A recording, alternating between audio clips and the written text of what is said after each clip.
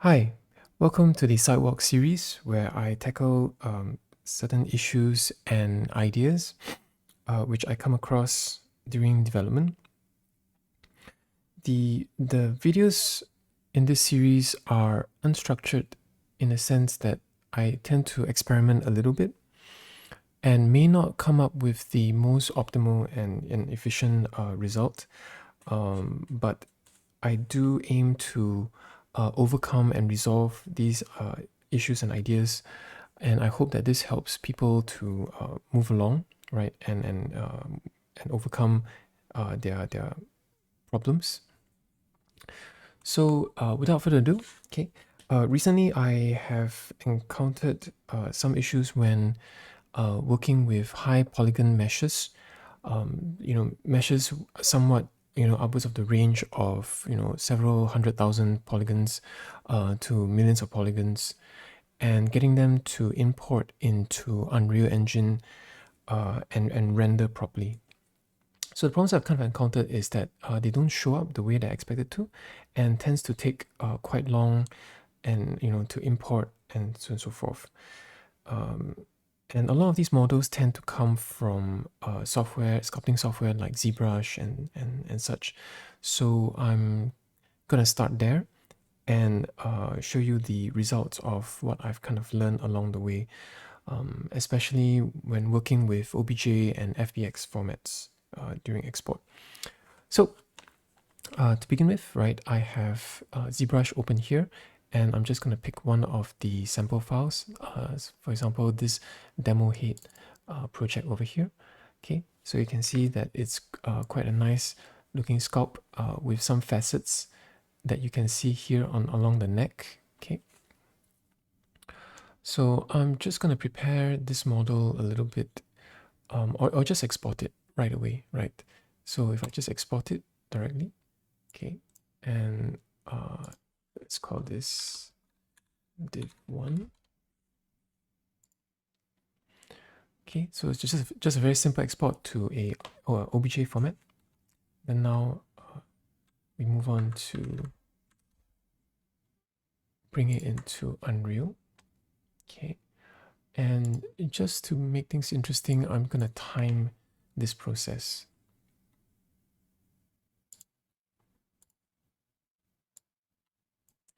Okay, here's my demo head div1 OBJ. I'm gonna drag this into Unreal. And by default, right, so I mentioned before that I was working with Nanite. So by default, these import options here will have build Nanite unchecked. So I'm just going to leave this as it is and show you what happens. Okay, so I get a bunch of these errors over here, but the model comes in properly. So, and it didn't really take much time, so the timer didn't really matter. Okay, so I'm gonna zoom into the model, so you can see that the default export from ZBrush brought in a very small model over here, and you can see that it's not rendering properly at this size. So a quick workaround for this is to scroll down the details and go down to import uniform scale and press bump it up by 10 and re-import the base mesh. Okay, so this doesn't take very long either, just a couple of seconds, and you can see that would help us see the model. But unfortunately, you tend to get these really weird looking gray patches on the mesh, right? So if you're seeing this problem, it seems to be something to do with the shadows, right? Because if you go into unlit mode, you can see that those gray patches do not appear. And if you go into wireframe mode, you can see that the mesh actually came across properly, right? So it seems to be shadow related. Okay. And then you can also see that these facets tend to appear as well, right? So it's not exactly very smooth. So I mentioned earlier that if you work with Nanite, okay, you may be able to overcome this issue. So a simple way to overcome this is just to scroll up to an already imported model and just go and enable the Nanite support and apply changes.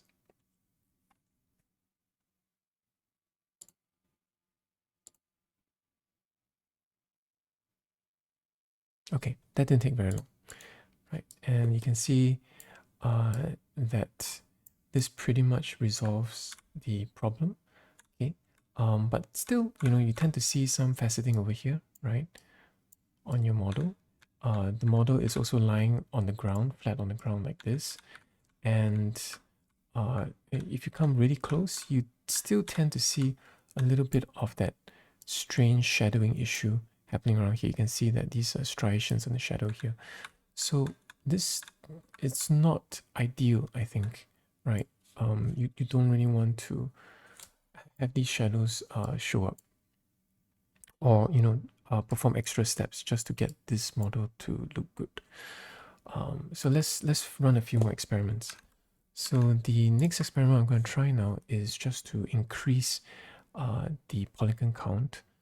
So I'm going to go into perhaps geometry here and divide. Right, so I'm increasing the subdivision level, so I'm getting a pretty smooth looking mesh, and the polygon count has hit close to 1 million at this point. So I'm just going to export.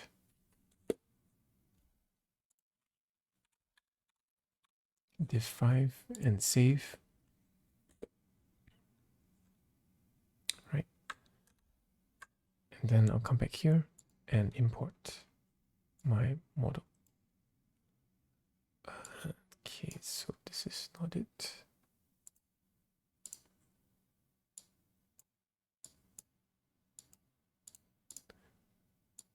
Right. Gonna drag this in here. Maybe run the stopwatch. So it took a little while to load, right? And then now I'm going to hit import. Again, the build Nanite option is switched off. Okay. So you can see that this is actually taking quite a while. At subdivision level 1, if I remember correctly, the polygon count was somewhere in the range of 50k. So you can see at 1 million, not only does it take about a minute, right, to get to this point, the import actually failed. So we can't even import in a 1 million polygon mesh without the Nanite option on, right? Okay. So the alternative here is to activate Nanite. So once again, I'm gonna try and import it. Gonna reset this. Okay, and this time I'm going to check the build Nanite option and hit import.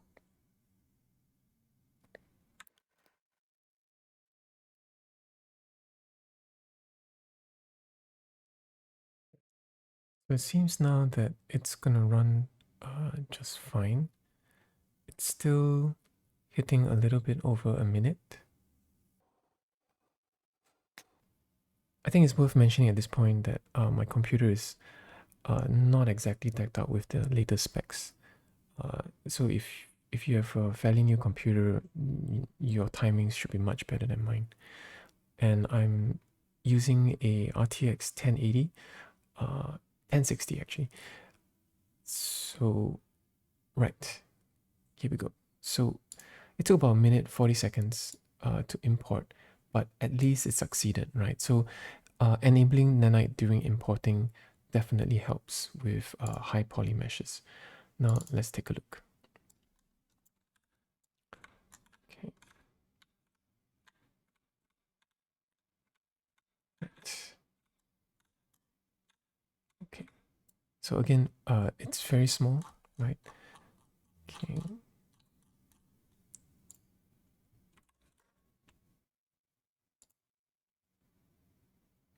But at least the import succeeded.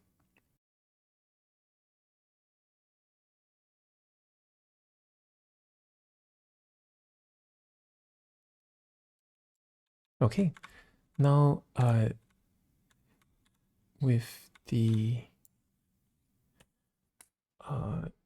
mesh re-imported, okay, you will also notice that the awful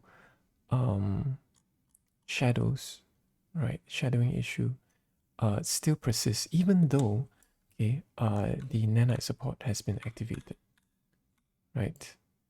Okay, you can see that now these really tiny little striations and dots kind of exists all over the face. Okay.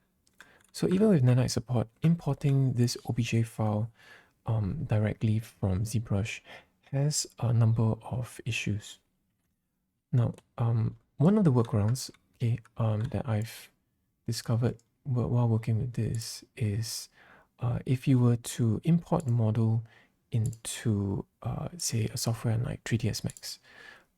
Moving forward, I'm just going to use the diff one so that it doesn't take so long, right? So if you drag this into 3ds Max, like so, okay, you can see that it comes in looking very smooth, okay, right? Okay, you can hardly see the faceting, okay?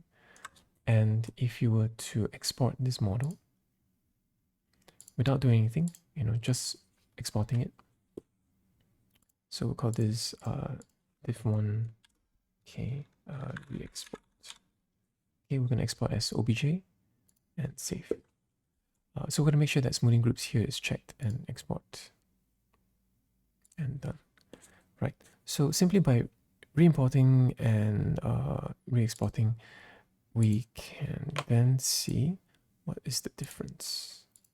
Okay.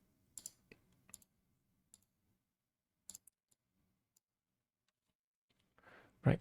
So I'm just going to have build Nanite option checked by default from here on, and uniform scale set to 10 by default, and just import.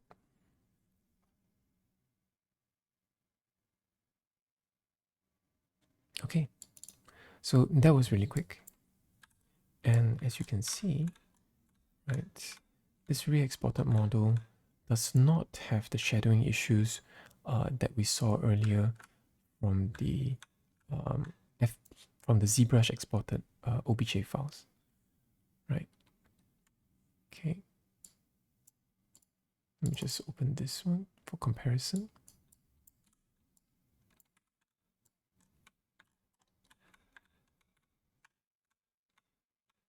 Okay, so this was the OBJ file exported directly from ZBrush. You can see the strange shadowing options here and the faceting. If you look at the one that was just simply imported into 3ds Max and re-exported, you can see that the surfaces here look a lot smoother, and the rendering on the surface, the shadows just looks much better. And if you to compare, right, you can definitely see that some kind of change has happened. The Nanite triangles over here in the re-exported model counts at about 100K. It's about the same, I guess, in both models. But the Nanite vertices, right, is a lot more on the ZBrush exported OBJ file. The one that we brought in from 3ds Max, you know, is only at 50K, while this one is at 330K. So I guess there's some correlation here, right? Okay. So does that mean that we need to always import the OBJ files from ZBrush and then re-export it again, right, from 3ds Max? That just seems like an unnecessary step, right? So what I've also found is that if we were to export the model from ZBrush to a different file format such as FBX, we can actually, you know, resolve all those issues immediately. So if you were to go under, I think it's plugin here and select FBX export import, right? And I think the default options were all just fine. Just gonna export this to demo head. div 5. Okay, so work at the 1 million polygon level and export this FBX file. Okay, that took a short while. And come back into Unreal and bring this in. So this time it's this FBX file. I'm going to drag this in.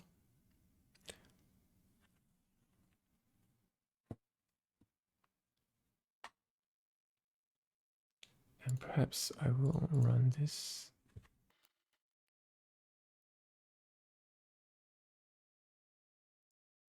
Okay.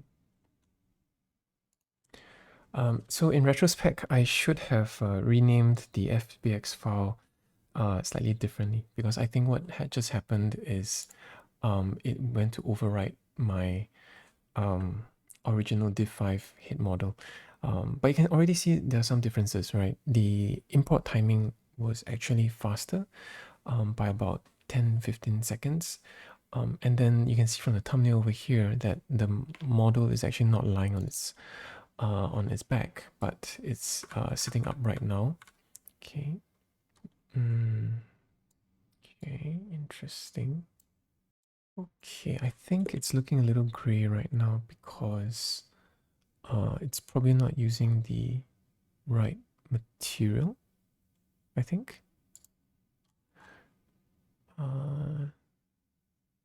So just to be sure.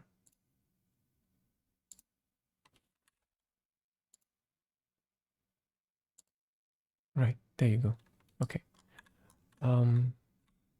So you can see that there are no issues whatsoever, right? Okay. The shadowing looks great. Okay. The faceting is not visible, it's looking very smooth. The mesh is sitting upright and the import speed is faster. Yeah, so and you know, we're rendering at close to 1 million polys, and it's really smooth on my old computer. Okay. Right. So my conclusion at this point is that if you're working with high poly meshes and you're bringing them over from a software like ZBrush, the format to use is FBX, right? And I think that will give you the least painful path, right, to getting a good looking model rendered in Unreal. Okay, so I hope this helps, and thanks for watching.